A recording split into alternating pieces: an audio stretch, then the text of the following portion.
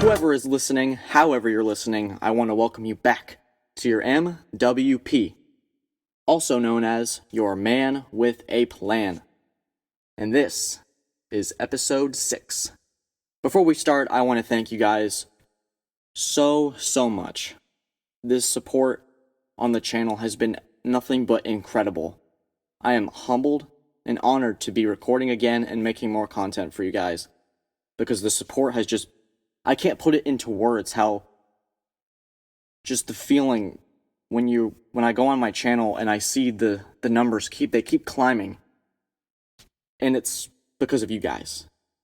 The support is fantastic. I can't fathom how much this channel has grown in such a short time. And I know the numbers aren't massive yet, but we're going to get there. Y'all believe in the show as much as I do. We're going to take this to so many heights that I couldn't even dream of, and you guys are to thank for it. So what we're going to talk about today, I want to go over the Dolphins and the Raiders game. The Dolphins beat the Raiders 26-25. I got a couple thoughts on that, but not too much. And another quick thought on Dwayne Haskins. He was cut by the Washington football team, and it's just painful to see that process play out. And of course, the college football playoff semifinals are here. They're going to be on New Year's Day. We got Notre Dame in Alabama, and Clemson and Ohio State battling it out to see who's going to play in the national championship game. And then we're going to have an interesting take on what Matthew Stafford needs to do moving forward with his career, because Detroit certainly isn't where it needs to end. He needs to get out. So let's shift back to the Dolphins and the Raiders. The Dolphins beat the Las Vegas Raiders 26-25. And my thoughts aren't necessarily on the craziness that happened. Fitzpatrick gets thrown in and throws a weird Mahomes-like pass where his helmet was contorted to the side, and he throws an absolute laser to the sideline, and they kick a field goal to win it when there was almost no chance that they should have won that game. I have a problem with something, and it might not be what you think. You're going to go, oh, you're being too critical. They won the game. They're in the playoff hunt. They got their game. This is where they need to be as a franchise. I have a problem with the way Brian Flores handles his quarterback situation. In the beginning of the year, Ryan Fitzpatrick was the unquestioned starter for the Miami Dolphins, and they went up and down. And around the San Francisco 49ers game, after Miami went in there and throttled them, people went, oh, okay, this team could be something this year. And they start Tua the following week. And so I thought, okay, they've seen enough of him in practice. Brian Flores is ready to commit to Tua. And it felt like that for a while until the Dolphins played the Denver Broncos. They were struggling. They ended up losing the game, but Tua was benched. The first time I was thinking, okay, that's fair. He wasn't moving the ball down the field. He wasn't playing well, but then Flores went and said, no, Tua's our guy. Don't worry. He's going to play. He's the starter. So you play more games. You win more games. Tua plays fine. I mean, he's a rookie after all, which is what we're going to get to. You have this game. He's not moving the ball well. He's struggling to get first downs. I think the stat was 0 for 10 on third down, which was not very good. And he's pulled. And Fitzpatrick comes in, and he wins them the game off this insane look pass, like we mentioned. And Tua's the starter next week. This is where I have a slight issue. Not where this could ruin Tua's confidence. This is going to be detrimental to his career. I think it's more detrimental to the team as a whole, where you're switching quarterbacks so often. You're so antsy with pulling the trigger on who's going to be your guy. It's like we had on the Bucks topic. Who's going to be your guy? And the Bucks ended up killing Detroit 47-7. And I don't know if it's Detroit that's really beat up and without any coaches, or the Tampa Bay Buccaneers are peaking at the right time. I think that Miami's struggling to figure out what to do with their quarterback situation. Is it Fitzpatrick? Is Tua going to play out the whole 16 games? It's all about commitment. And to me, Flores seems unsure about where he's going to commit with Tua or Fitzpatrick. And while they've won games, it's benefited them and it's been detrimental to them. They lost a game, they won a game. It's more of like a trade-off. And Fitzpatrick, to me, he's very erratic as a passer. It's either going straight as a laser, or it's going to be a duck and picked off and going the other way. And for the Dolphins, who are in no need for someone to just throw a game away for them and have an error with one game left where their season is on the line, nothing's guaranteed, I'm worried that the receivers, they're going to get different balls. Tua throws a more crisp, a more touch-like ball. Fitzpatrick's more of a gunslinger. How does the handoffs with the running backs, how do they feel with a lefty handing it off to him versus a righty handing it off to them? I know that sounds ridiculous, but I think those things are important, the minute details of these games. It's just an issue for me. Maybe it doesn't pan out the way I think it will, where it's the disaster in the end, and you're trying to figure out who's the guy. Maybe they go 11-5 and beat the Buffalo team that's on fire. And my pick to beat the Chiefs out of the AFC, or the favorite to beat the Chiefs, let me reword that. I don't know. It just seems insane to me what Miami's able to interchange their quarterbacks. I guess they're such a good team that they can do that. It's just something that's stuck on my mind, and I wanted to tell you guys about it and get that out. So let me get another quick thought out. We're going to talk about Dwayne Haskins real quick. Dwayne Haskins, a couple days ago, was cut by the Washington football team. This is painful. Dwayne Haskins looked underprepared and immature for his 2 years. His stat line against the Carolina Panthers, which ended up being his final game, 14 of 28, 154, and 2 picks. A day prior, it was released that Haskins had been with some people, no mask on, and in a year we're having, it's not the smartest thing to go outside of the team and the facility. I mean, they're 6-8, they're trying to win playoff, they're trying to get into the playoffs, and your starting quarterback with Alex Smith being out is going out and partying. That's not going to rub well on a Rivera-like culture, especially when an outbreak could happen like this so quickly, and then you're having to move the pieces around so late. Your guys aren't where you need them to be, and then you lose and you miss out on a playoff opportunity where you're trying to build a culture, and you spend an offseason thinking, if we had handled that internally better, maybe we make the playoffs. So Haskins, I talked about this with my friends and my family. When you're a head case and you're good, maybe some of the antics off the field can be overlooked. When you're a head case and you're not playing very well, things start to have a domino effect, and you start to have all eyes on you, and the little things start to become really, really aggravating. I mean, when Haskins misses a throw, but he's a leader. He's really good with the team. We'll overlook that. But when Haskins is out partying without a mask on and putting the team, their protocols at risk, and misses a throw, oh, Haskins, don't like that. Now, I hope Haskins can learn from this and grow, and he can move on and make this a learning experience for him as he looks to turn around a rough start to his NFL career. You don't really normally see first-round picks get cut like this after 2 years, especially in a year like this.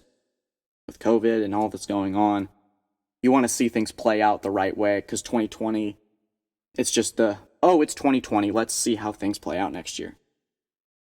I hope Haskins can pull it off and find a team, learn, maybe go a Packers or a Saints, where he can learn under a great system, learn to play with some maturity and some overall dignity.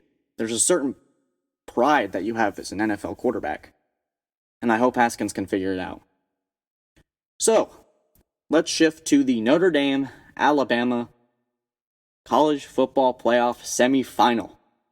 This is a weird one because the Rose Bowl originally was supposed to be played in California, and we are going to be playing this game in Texas. Right now in Texas, there's a Cotton Bowl going on at the time of this being recorded. The Cotton Bowl is currently a 41-13 last time I checked. Smackdown of Florida and Oklahoma. Ugly. So, where are Notre Dame and Alabama going into these games? Well, Notre Dame is coming off a blowout loss where they lost to the Clemson Tigers, who are playing in the other semifinal, 34-10, and they looked pretty bad. They looked like the trademark Notre Dame you expect in the big games.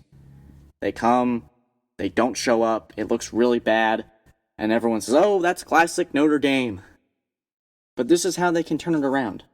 You have to have a premier rushing attack. You have to rely on your freshman running back, Kyron Williams, and the legs of Ian Book to make things happen. Alabama's weakest point in their defense is their rush defense, giving a little over 3 yards a carry, which sounds pretty good, but this is Alabama we're talking about. You have to look at the little things and take advantage of that. Notre Dame carries for 5 yards about each play. So you're looking to capitalize on what works and become formulaic. That's the word I'm going to stress out. Notre Dame has to be formulaic. And Notre Dame reminds me of a Alabama team, the formula, a lesser version of what they want to be. Good defense, strong running game. Before Alabama evolved into what they are now, which is an offensive powerhouse, they're not really the trademark tough as nails defensive powerhouse that you're used to seeing from about 4 years ago when they had Jalen Hurts. That's what it reminds me of, if that makes any sense. Ian Book reminds me also of Johnny Football from 2012, where he was able to run out of the pocket, find the open guy in the zone, and chuck it over to him. Big play. Your jaw drops from seeing it. You're like, wow, I cannot believe he just did that. So they have to thrive off the chaos. And I think Ian Book, while he has that chaotic sense of play, he's not going to lose you games. Ian Book's only thrown 2 picks over the year. And you have to play this, like with your Notre Dame, you have to play this like you're playing the Kansas City Chiefs.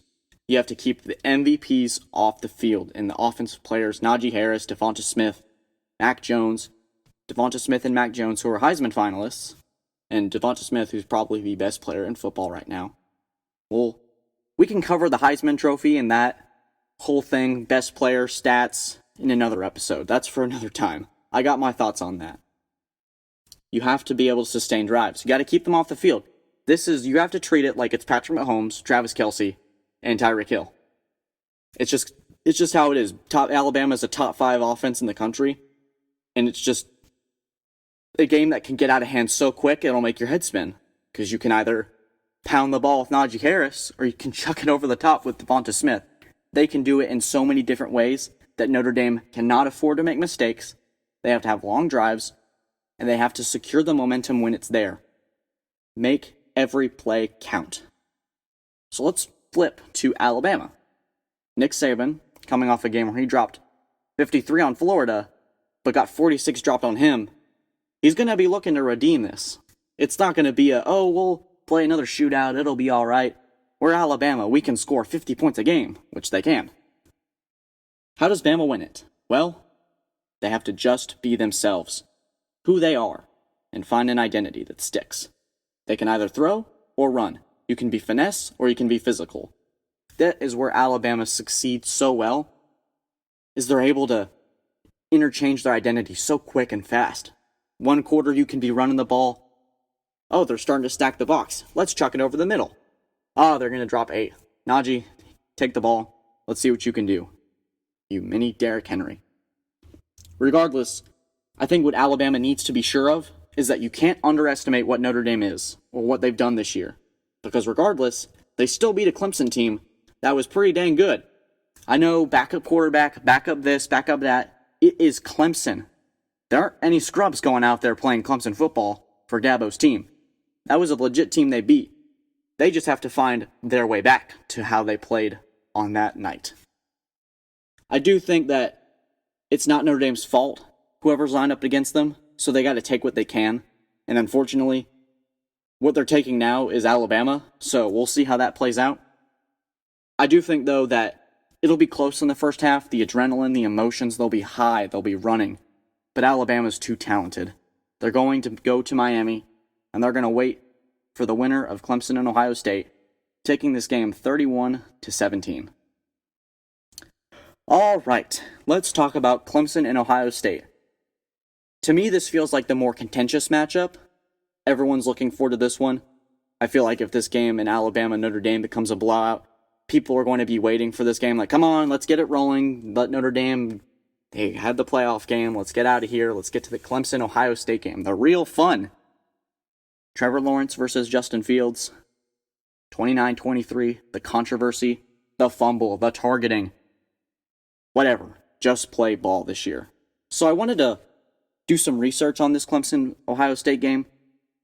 And I wanted to show y'all what I believe is my real point for this game.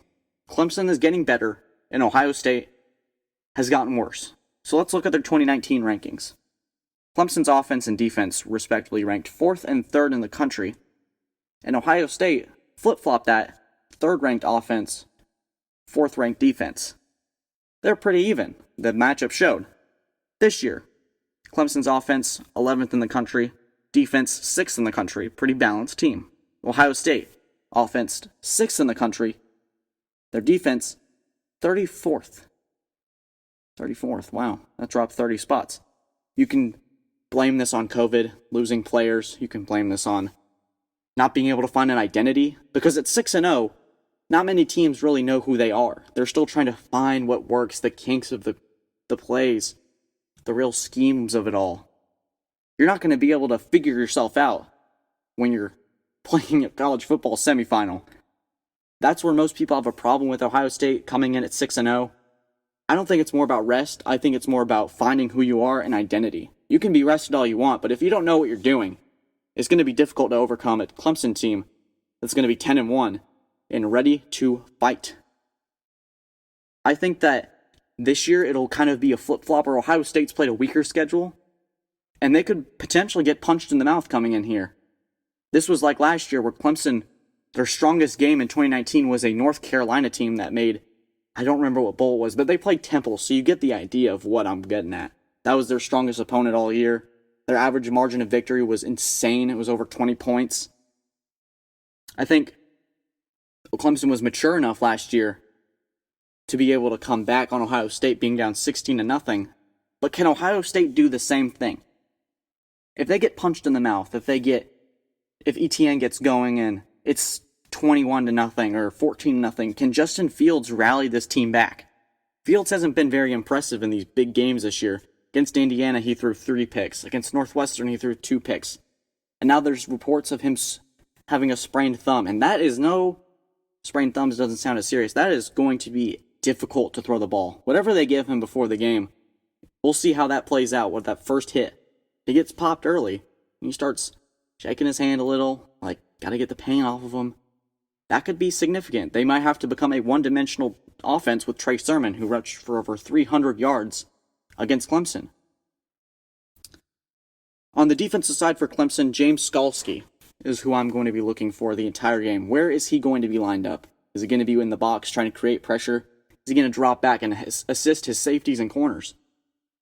He played a significant role in Clemson's throttling of Notre Dame a couple weeks ago. He's able to know where these guys are. He's a film junkie. He's able to recognize formations and say, hey, you need to be over here. I think that his NFL value also could skyrocket if he has a solid playoff and potential solid national championship. Because while he may not be the biggest or the fastest, that knowledge, that IQ, that football IQ is so important nowadays. Being able to recognize where things are supposed to be. Because if you can run to where it's supposed to be, it doesn't matter how fast you are. You're there. So I think the biggest part of this game is going to be who handles their emotions better. This is a very contentious matchup, like I said. Ryan Day and Dabo have been taking shots at each other, and it is great to see. I'm going on my Instagram on downtime, and I see Ryan Day poking at Clemson. Ooh, they might steal our signs, or Dabo, I'm going to put them at 11. Ha ha ha. Running very high. I don't think the players have as much beef as the coaches do, and I don't know how much of this is staged or taken out of context, but it's really fun to watch, and it's really interesting to see how this plays out over time. Who can control their emotions? And I'm not going to repeat what Ryan Day said, but in a video, he said something along the lines of, whoever we got, we're going to wipe them off the field. So, what does Ohio State have to do to win? They have to be physical. They have to come out there swinging. They can't afford to get down early, double digits. Justin Fields has to play the game of his life. And you can't forget about the multiple dimensions of Clemson's offense. Trevor Lawrence. It goes without saying Trevor Lawrence is going to be the best player on that field, no matter what. But can you contain him? Can you stop him like you did last year? Get pressure on him and create some very, very important turnovers. What does Clemson need to do? They can't potentially look ahead. They can't say, Ohio State's 6-0.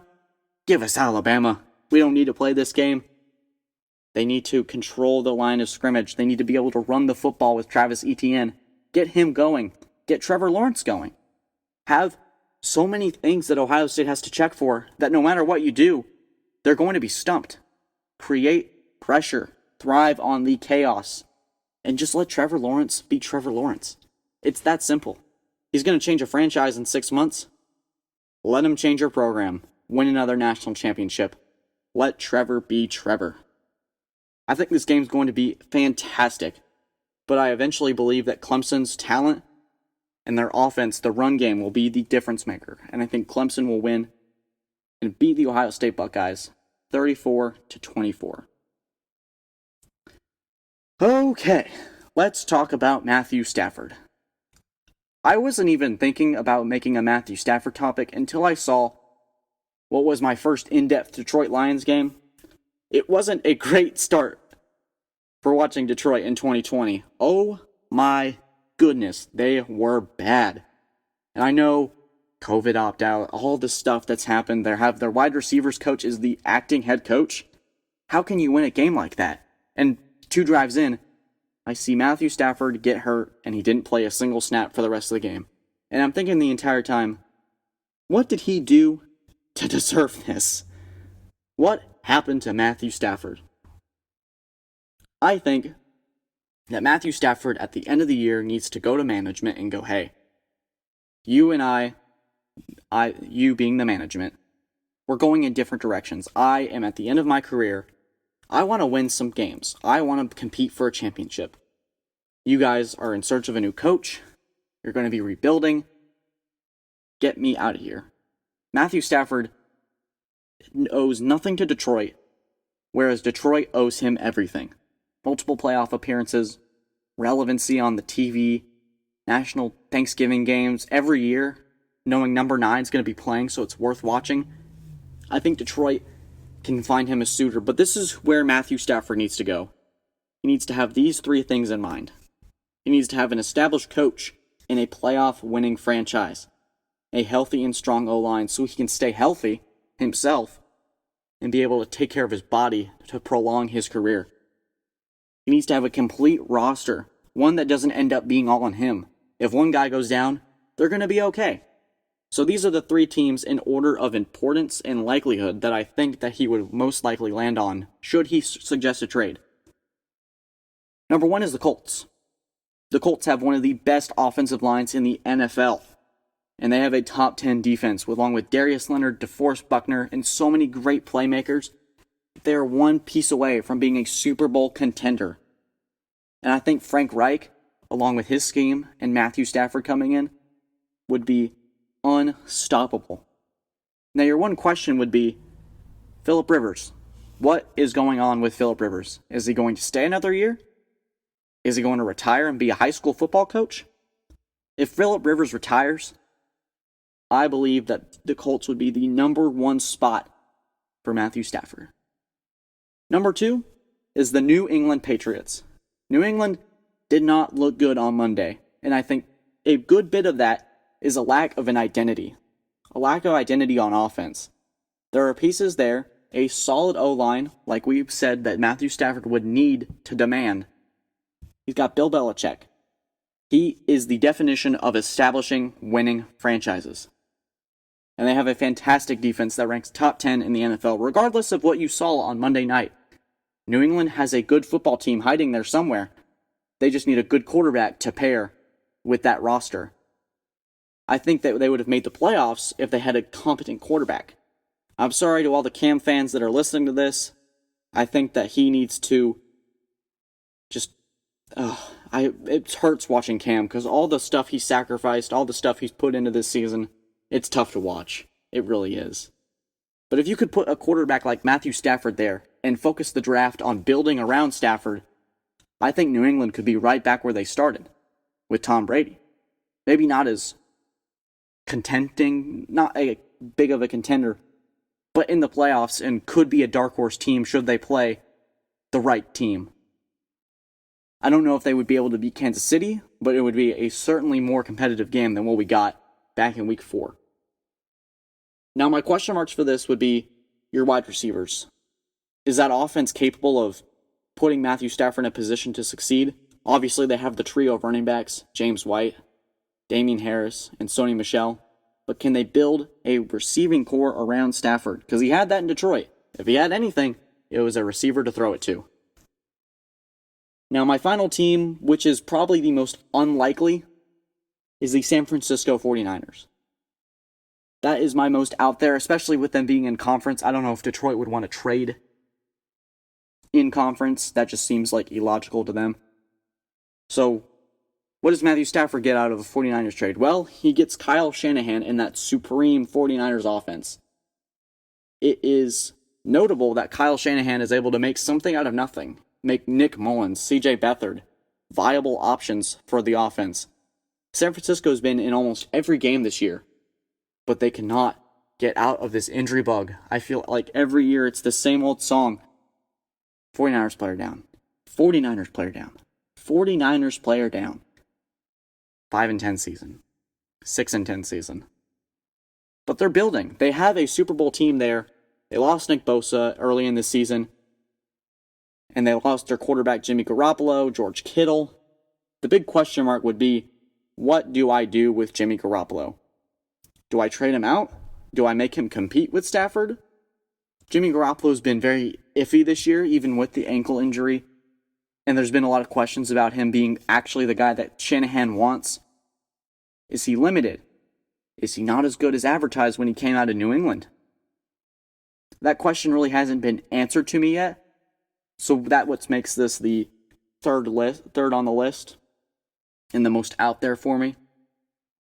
And I think, can San Francisco give enough guys away without completely overhauling their roster for one guy?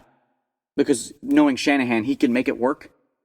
Does he want to give up a crucial piece to get that quarterback that puts him over the top? I don't know if he's willing to do that. I think he'd be willing to stick with Jimmy, and that's what puts this at number 3. All right. That is our show today. I just want to quickly thank you guys so much yet again. In the beginning, I said how much y'all support means to me, and it means the entire world to me. This channel, I've been so passionate about it. I've been so excited to get back and work for you guys. And your feedback, I love seeing every comment, every like, every view, subscription. It means the absolute world to me. And if you continue to believe in the show like I do, spread the word. Share this with your friends.